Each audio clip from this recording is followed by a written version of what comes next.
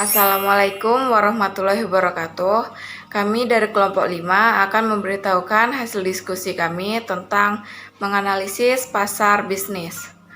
Saya Mugiatni selaku moderator dan rekan kerja saya yang pertama Fikri Andani, yang kedua Fatika Darniati, ketiga Putri Anggraini, keempat Siti Namira, dan yang terakhir Sri Yuliani. Materi yang pertama akan dibahas oleh Fatika Darniati, dan seterusnya akan bergantian. Tahap-tahap proses pembelian. Pertama, pengenalan masalah.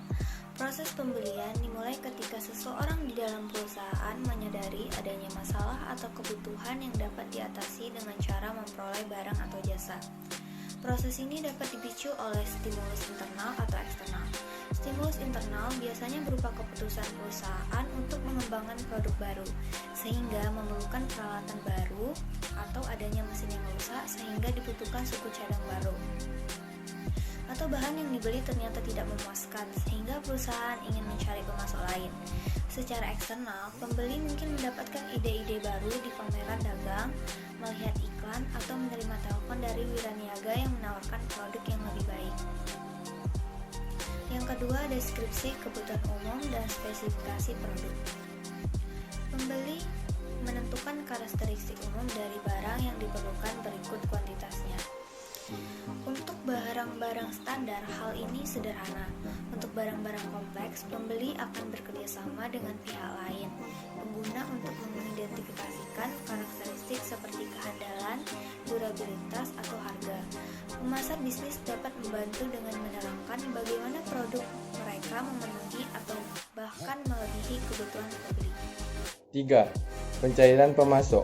Pembeli berusaha mengidentifikasi pemasok yang paling tepat melalui direktori perdagangan, kontak dengan perusahaan lain, iklan dagang, dan internet.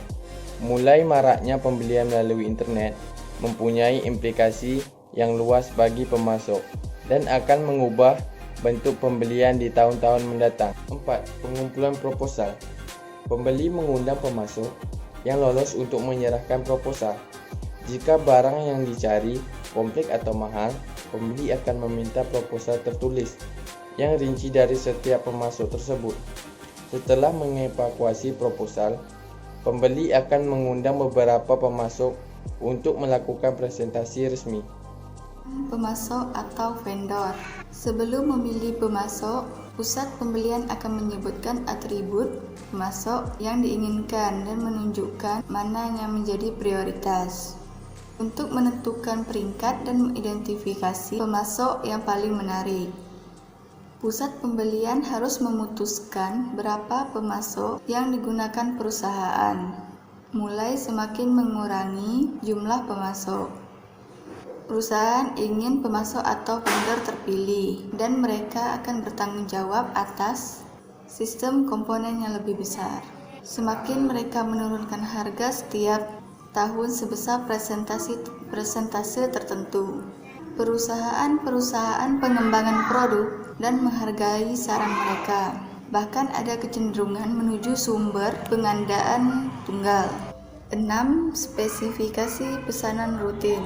Setelah memilih para pemasok, pembeli tersebut merundingkan pesanan akhir, merinci spesifikasi teknis, jumlah yang dibutuhkan, waktu penyerahan yang diharapkan, kebijakan pengembalian, garansi, dan seterusnya. Dalam kasus barang perawatan, perbaikan, dan operasi, para pembeli semakin mengarah ke kontrak borongan daripada pesanan pembelian pribadi. Kontrak borongan menyebabkan terjadinya lebih banyak pembelian dari sumber tunggal dan pesanan lebih banyak barang dari sumber tunggal tersebut.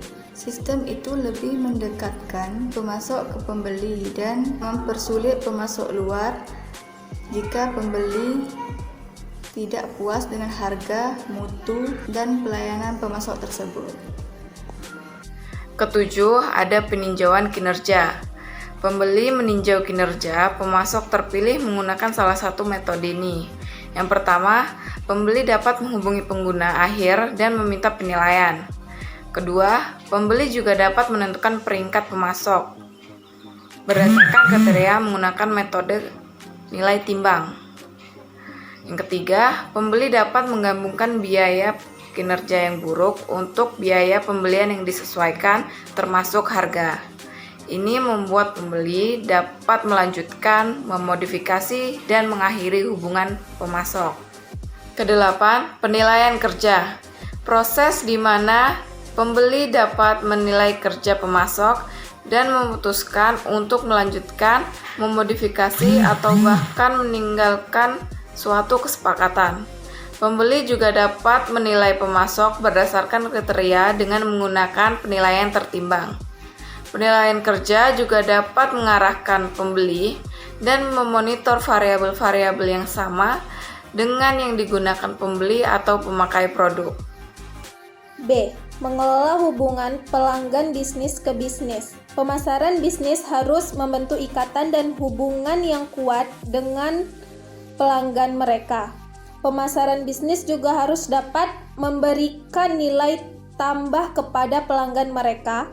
Akan tetapi, sebagian pelanggan mungkin lebih menyukai hubungan transaksional. Jadi, pemasaran hendaknya cermat dan tepat dalam menciptakan hubungan yang erat dengan pelanggan. 1. Manfaat koordinasi vertikal. Sebagian besar riset mendukung koordinasi vertikal yang lebih besar antara mitra pembelian dan penjual sehingga mereka tidak hanya sekedar bertransaksi tetapi terlibat dalam kegiatan yang menciptakan nilai yang lebih besar bagi kedua pihak. Membangun kepercayaan adalah salah satu syarat hubungan jangka panjang yang sehat. Gagasan pemasaran membangun kepercayaan dan kredibilitas perusahaan menyebutkan beberapa dimensi kunci terhadap kepercayaan semacam itu.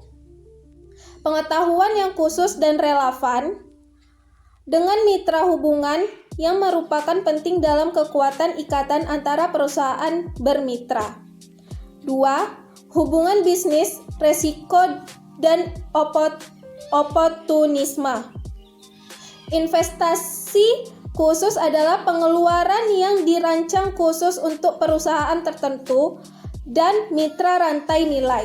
Investasi ini membentuk perusahaan, menumbuhkan laba dan mencapai positioning mereka. Misalnya, X-Rock bekerja sama secara erat dengan pemasokannya untuk mengembangkan proses dan komponen khusus yang mengurangi biaya manufaktur mesin fotokopiannya. Sebagai gantinya, pemasok mendapat penjualan dan jaminan volume.